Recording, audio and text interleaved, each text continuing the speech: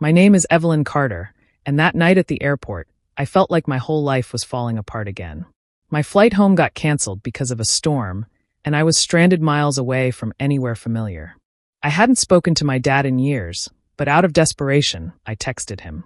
I thought maybe, just maybe, he'd be different now. His reply came a few seconds later. Good luck walking home, loser. I stared at the screen for a long time. That one message reminded me exactly who he was, cold, cruel, and proud of it. My father, Richard Carter, had always seen me as a failure. He only ever cared about my older brother, Jason. To him, Jason could do no wrong, and I could do nothing right. But that night, something inside me shifted. I wasn't that scared little girl anymore, waiting for my dad to notice me. I had built a life far from him, working hard, proving myself in silence. He didn't know how much I'd changed or what I'd achieved. And now, because of that one text, I knew I had to go home. Not to ask for help, but to face the past I'd been running from. As I sat there in the airport, watching people rush by, I booked a new flight for the next morning. I wasn't sure what I would say to him, but I knew this visit wasn't about forgiveness. It was about finding answers. My mom had died years ago, and things had never made sense after that. Her death, the sudden changes in the family business, the way my father turned completely against me. It all felt like pieces of a puzzle I had never been allowed to see. When morning came, I boarded the plane with a heavy heart but a clear mind. I didn't tell anyone I was coming home. I just packed my bag and left. I kept hearing his voice in my head, calling me a loser, and instead of breaking me, it fueled me. He thought I was still weak. He had no idea who I'd become or what I knew now. The house I grew up in looked the same from the outside, but it felt different, darker somehow. As I walked up the driveway, memories came flooding back. My father yelling at me for things I didn't do, Jason smirking from the corner. My mother crying quietly at night when she thought no one could hear. All those years of silence had built up to this moment. I took a deep breath and knocked on the door. I wasn't sure if he'd open it or slam it in my face, but I was ready for whatever came next.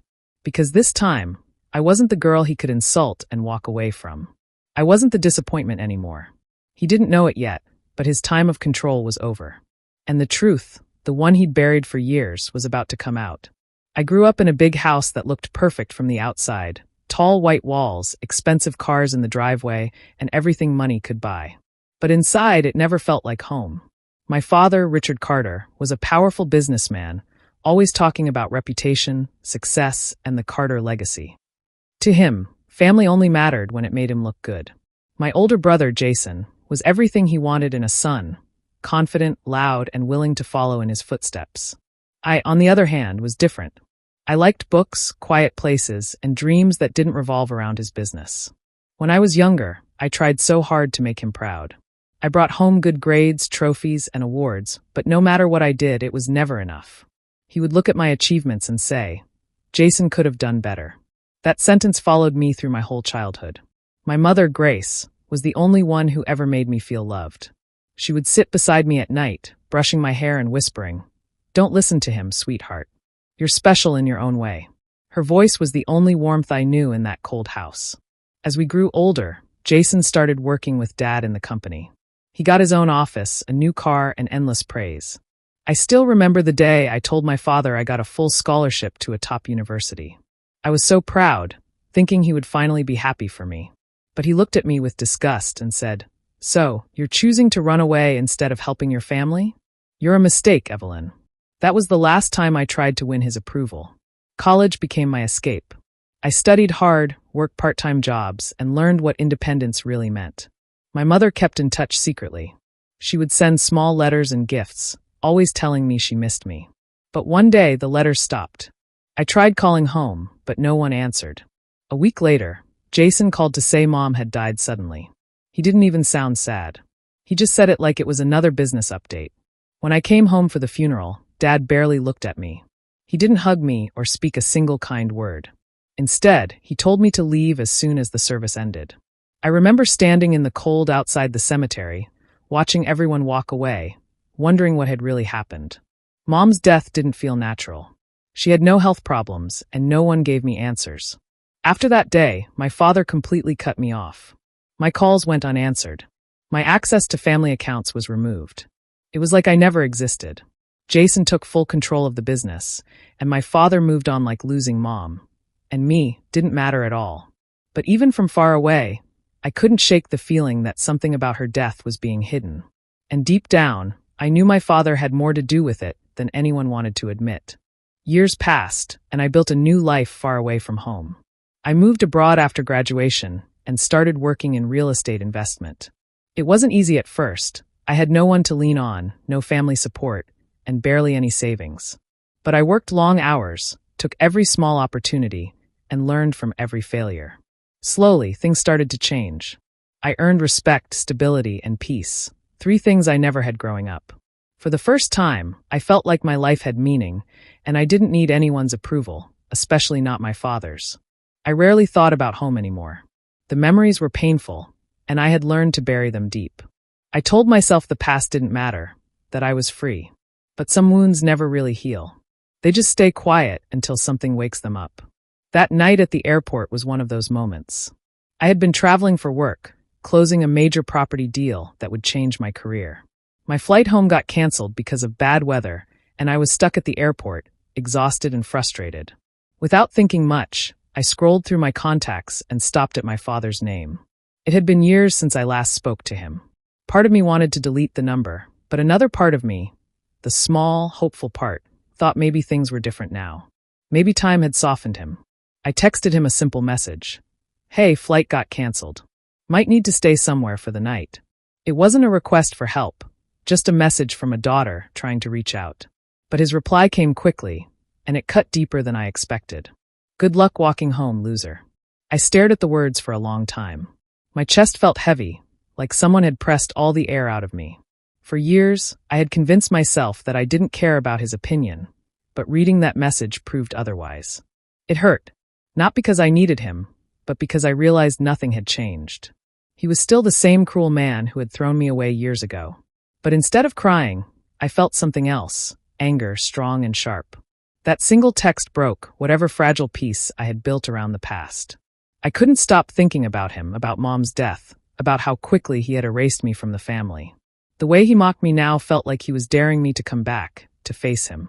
That night, I didn't sleep. I sat by the window of the airport hotel, replaying every moment from my childhood. The silence, the favoritism, the sudden loss of my mother. I realized I had never truly found closure. I had run away instead of seeking answers. By morning, I knew what I had to do. I booked a flight home. Not to see him out of love, but to finally uncover what he'd been hiding all these years. This time, I wasn't coming home as the broken daughter he abandoned. I was coming back as the woman ready to expose his lies. When I arrived back in my hometown, nothing looked the same. The streets felt smaller, the people older, but the heaviness in the air was exactly as I remembered. My father's mansion stood at the end of a long driveway, tall and cold, like a monument to his pride. I didn't go there first. I wasn't ready. Instead, I checked into a small hotel nearby and started looking for someone I could trust. That's when I remembered my mother's old lawyer, Mr. Hensley. I hadn't seen him since her funeral. He used to visit our house often when I was little, always kind to me even when my father wasn't. I didn't know if he'd still be around, but I decided to try. The next morning, I went to his office downtown. To my surprise, he was still there, older, slower, but sharp as ever.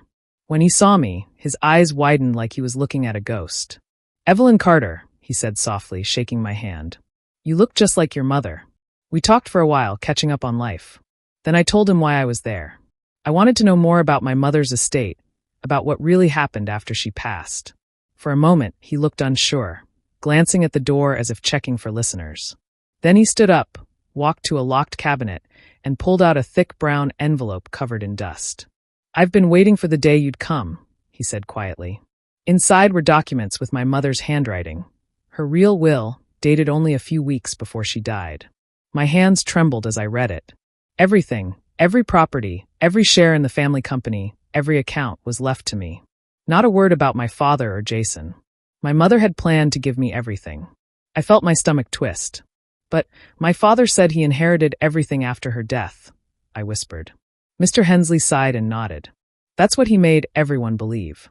The day after your mother's funeral, he came to me with new papers, ones that claimed she changed her will. I refused to sign, so he found another lawyer willing to lie for him. I kept the original hidden, in case you ever came back. My chest burned with anger. My father had stolen not just money, but my mother's final wishes. He had lied to me, to the courts, to everyone. Can this be proven? I asked. Yes, he said firmly. The signatures on his documents are forged. I have her original copies, and I'm willing to testify. For the first time in years, I felt power shift. All those years of silence, all the pain and rejection, they suddenly made sense. My father had cut me out of his life to cover up a crime. As I left Mr. Hensley's office that day, holding the envelope tightly, I knew what came next. This wasn't just about revenge anymore. It was about justice, for my mother and for the daughter he tried to erase. I didn't go straight to my father after learning the truth. The old me might have stormed into his house and screamed everything I'd found, but I wasn't that person anymore. I had waited years to come home, and I could wait a little longer if it meant doing things the right way. Mr. Hensley helped me contact the right people quietly, accountants, legal advisors, and the financial departments connected to my mother's companies. Since her will clearly named me as the rightful heir, it wasn't difficult to start the process of transferring control. Every step I took had to be careful. I didn't want to alert my father too soon. With Mr. Hensley's guidance, I began to freeze accounts linked to my mother's assets. Some of them had been used by my father's company for years, hidden behind complicated paperwork. Once those accounts were frozen, it caused small ripples in his operations. Nothing major yet, but enough to get his attention. Next, I started the process of reclaiming ownership of the company's shares. My mother's will made it clear that those shares belonged to me, not him. The lawyers verified everything and confirmed the forgeries he had used. Piece by piece, the things he had stolen started slipping out of his hands without him even realizing who was behind it. I remember the moment Mr. Hensley called to tell me that the transfer was complete. I sat in my hotel room staring at the documents on my laptop. My name, Evelyn Grace Carter, was officially listed as majority owner. It didn't feel like revenge. It felt like justice finally starting to move in my favor. It didn't take long for my father to notice. He was too proud not to notice money disappearing and power slipping away. For 7 years, he hadn't called or texted me. But one evening, my phone lit up with his name. For a few seconds, I just stared at the screen, my heart pounding. Then I answered. Evelyn, he said, his tone surprisingly soft. I heard you're back in town. His voice brought back every memory of the man who once told me I was worthless. I kept my tone calm and polite. Yes, I'm here for some business matters. That's wonderful, he said, pretending to be cheerful. Maybe we can talk. I've missed you. Missed me. The words almost made me laugh. He wasn't calling because he missed me. He was calling because he was losing control. I could hear it in his voice. There was a nervous edge, a crack in his confidence. I agreed to meet him in a few days, pretending I was happy to reconnect. But inside, I already knew how this would go. He had built his empire on lies, and now those lies were unraveling one by one. That night, I sat by the window, watching the city lights and thinking of my mother. I promised her silently that I would see this through. Not with anger, but with the quiet strength she had always believed I had. The game had just begun, and this time, I was the one setting the rules. The day I went back to my father's house, the air felt heavy before I even reached the gate. The place looked just like I remembered, big, polished, and empty of warmth. The gardeners were still there, trimming bushes that never grew wild, and the tall fountain in front still spilled water like nothing had ever changed. But everything had changed. I wasn't the same person walking through those doors anymore. When the maid opened the door, she looked shocked to see me. "Miss Evelyn?" she said softly, almost unsure if she should speak my name. I gave her a small smile and nodded. She stepped aside, and there he was, my father, standing in the hallway, pretending to be happy to see me. "Evelyn," he said, spreading his arms like he was welcoming home a loved daughter. "It's been so long." I forced a polite smile. "It has." He looked older, his hair grayer, but his eyes still had that same sharpness, the kind that could cut through anyone who opposed him. His smile didn't reach his eyes, though. It never did. He motioned for me to sit, acting like we were a happy family catching up after years apart. The whole scene felt like a performance, one he had rehearsed 1,000 times in his head. Then Jason walked in. He looked just like Dad, same arrogance, same fake charm. The smirk on his face appeared the moment he saw me. "Well, look who decided to crawl back," he said. "The runaway daughter." I didn't answer. I just looked at him calmly. which seemed to bother him more than any words could. Silence had power, and I used it. He kept talking, trying to get a reaction, but I stayed quiet, sipping the tea the maid had brought. Dad finally spoke again, his voice gentle but careful. "I'm glad you came back. Maybe we can start fresh. Family is important, Evelyn." Hearing him say that almost made me laugh. Family, to him, meant control. It meant power and obedience. But I didn't show any emotion. I simply nodded and said, "That's what I want too." He seemed pleased with my answer, but I could see the worry behind his smile. The recent financial troubles from the frozen accounts had shaken him. He didn't mention them, but I knew he was dying to find out if I had anything to do with it. Jason eventually got bored and left, muttering something under his breath. Dad and I sat alone in that cold, beautiful living room surrounded by paintings my mother had once chosen. Her presence was still there, even if he had tried to erase her memory. As I looked around, I remembered being that young girl sitting on the same couch, scared of every word he said. But not anymore. This time, I wasn't here to beg or to prove anything. I was here with the truth, and the legal documents that gave me power over everything he thought was his. When I stood up to leave, he tried to act casual. "We should have dinner tomorrow, just us," he said. I smiled slightly. "Of course, Dad. I'd love that." He had no idea that tomorrow's dinner would be the beginning of his downfall. I walked out of that house calm and confident, knowing that the game he started years ago was finally coming to an end. And this time, he wasn't the one in control.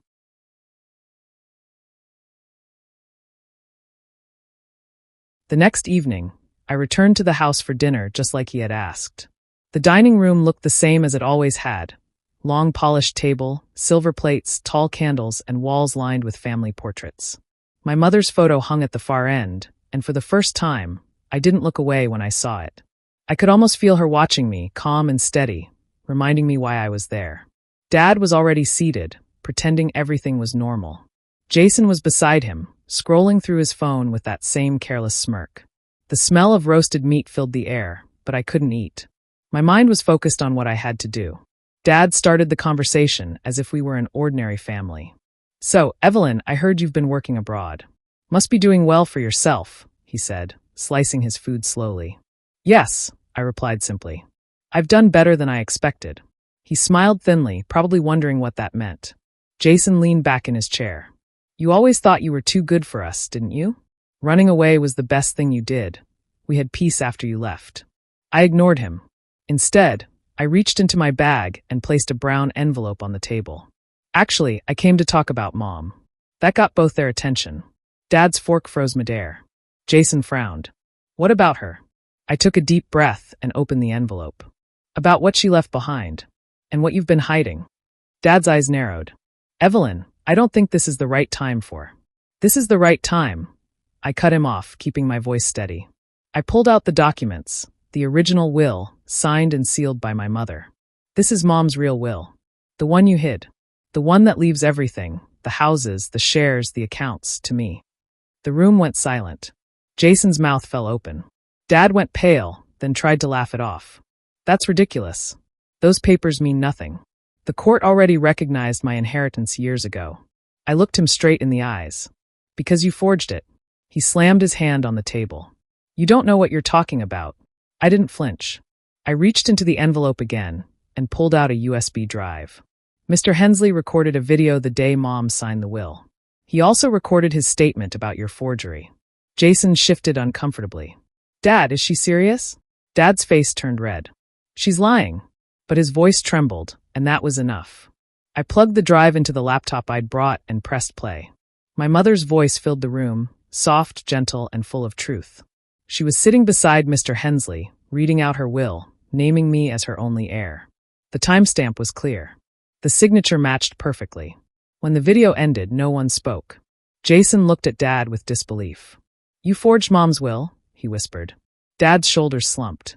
The powerful man who once ruled this house now looked small and defeated. "You don't understand," he muttered. "I built all this. I deserved it." I stood up slowly. "You built it with lies. And now it's over." The silence that followed felt heavy, final. Jason pushed his chair back and walked out, shaking his head. I gathered the documents and left them on the table in front of my father. Everything he had stolen was now slipping away, legally, publicly, completely. That night, I didn't feel angry or even satisfied. I just felt free. The truth was out, and the man who once called me a loser had finally lost everything. After that dinner, everything started falling apart faster than I expected. Within a few weeks, the truth spread through every corner of my father's business empire. The courts reviewed the original will, confirmed the forgery, and officially transferred ownership of all my mother's assets to me. For the first time, my father's name no longer controlled the companies he had built on lies. It was strange to see it in writing. Evelyn Grace Carter, owner and majority shareholder. When the legal papers were finalized, everything began to crumble for him.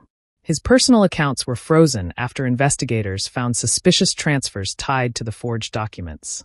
Some of his partners cut ties immediately, afraid of being linked to fraud. Reporters started calling his office nonstop, asking questions about the forged will and missing funds. The proud, untouchable man who once looked down on everyone was now hiding behind lawyers and locked doors. Jason didn't handle it any better. The debts he had hidden under the company's name suddenly became his responsibility. Creditors and collectors started chasing him, demanding payments. He called me once, his voice panicked, asking for help. For a moment, I almost felt sorry for him. But then I remembered every cruel word, every time he laughed when our father humiliated me. I simply told him, "You'll have to figure it out the way I did." That was the last time I heard from him. Soon after, I found out he had left the country. As for my father, he tried everything to get sympathy. He sent messages through old family friends, pretending he was a victim of misunderstanding. Some even came to me, asking if I could forgive him, if I could let him keep something small. I listened quietly, but didn't say yes or no. The truth was, I had no hate left, just emptiness. He had taken so much from me that there was nothing left to take back emotionally. Justice had already done its work. Eventually, he lost the mansion too. The same house where I once stood outside, unwanted and alone, was now part of my legal inheritance.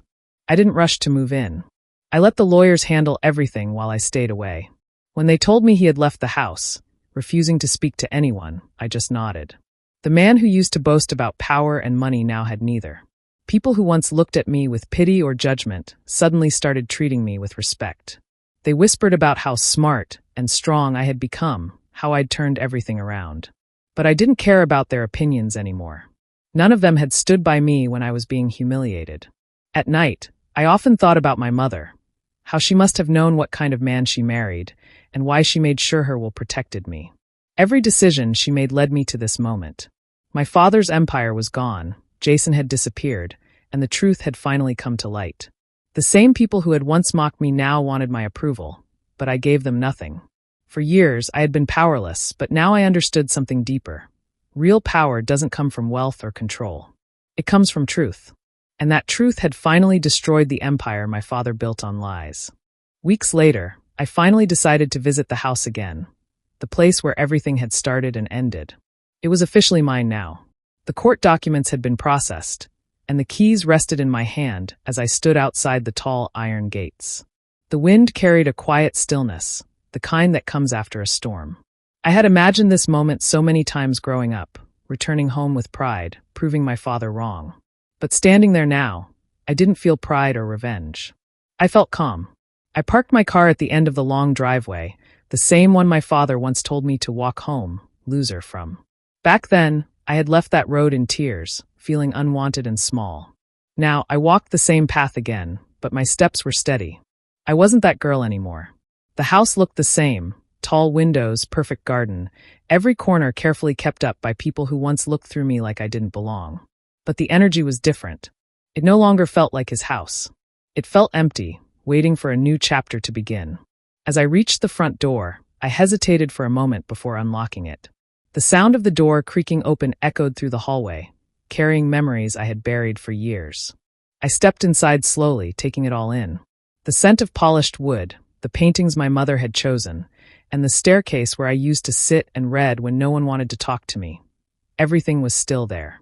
Only the people had changed. I walked through each room, touching the walls and furniture, not with anger, but with quiet acceptance. Every corner reminded me of pain, my father's harsh words, Jason's laughter at my expense, my mother's soft voice trying to protect me. But it also reminded me of how far I had come. I had survived everything they tried to break me with. In my father's old office, I stopped for a long time. The desk was empty, the drawers cleared out. The room that once felt like a prison now felt like freedom. I looked out the window, the same one I used to stare through as a teenager dreaming of escape. Now I was back, not because I needed to prove anything, but because I had already won in my own way. I sat in my mother's favorite chair by the window. For a moment, I closed my eyes and could almost hear her voice again, gentle and comforting. "You're stronger than you think," she used to say. Back then, I didn't believe her. Now I understood what she meant. My father's cruelty had shaped my strength, even though he never intended to. When I finally stood up to leave, I looked around one last time. I didn't feel hate toward the house or even toward him anymore. I felt peace. The pain had taught me who I was. The loneliness had built my courage. And the betrayal had led me to truth. As I walked back to my car, the sun broke through the clouds, shining over the driveway. I smiled softly. This wasn't revenge, it was closure. I was finally free, and for the first time in my life, I was truly home. I sat in my mother's old study, the same room where she used to spend her evenings writing letters and reading. The air felt warm and familiar, like she was still there somehow. On the desk, I noticed a small envelope with my name written in her neat handwriting. My heart tightened as I picked it up. I had never seen this before. The paper was a little yellowed with time, but her words were clear. My hands trembled as I opened it. Inside was a short letter, written in her calm, gentle tone, the kind that always made me feel safe. It began simply, "My dear Evelyn." I took a deep breath and continued reading. She wrote about how proud she was of me for always following my heart, even when it meant walking away from comfort and facing judgment. She said she knew things would not be easy with my father, that his pride would never let him see the goodness in others. But she believed that one day the truth would rise. And when it did, she wanted me to remember something important. "Never let cruelty define you," she wrote. "Let it reveal who you truly are." Those words hit me deeply. For years, I had carried anger, pain, and sadness. I had been treated like I was nothing, like I didn't belong in my own family. My father's words had shaped my childhood, words like mistake and disappointment. But now I understood. Those words didn't define me. My actions did. My strength did. My ability to rise from everything he tried to destroy. That was who I truly was. I looked around the study, remembering all the afternoons I used to sit on the floor while my mother read to me. She always told me that love and kindness weren't weaknesses, even if people took advantage of them. "Kindness doesn't mean you're weak," she would say. "It means you're brave enough to be gentle in a hard world." Now, sitting there, I finally believed her. My father had taught me how cruel people could be, how far they'd go for power. But my mother had taught me something stronger. How to live with heart, how to stand tall without becoming bitter. He had taught me survival, but she had taught me life. I folded the letter carefully and placed it back on the desk. My eyes stung, but I wasn't crying from sadness anymore. It was something else, peace, maybe. For the first time, I felt free from the shadow of everything that had happened. As I looked out the window, the afternoon sun poured into the room, filling it with light. I smiled softly. I wasn't the loser my father called me. I wasn't the mistake he claimed I was. I was my mother's legacy, her strength, her love, her quiet power. Walking out of the study, I carried her words in my heart. They weren't just a letter, they were a reminder that even in pain, there can be grace. My story didn't end in revenge or loss. It ended in understanding. I finally knew who I was, and that was enough.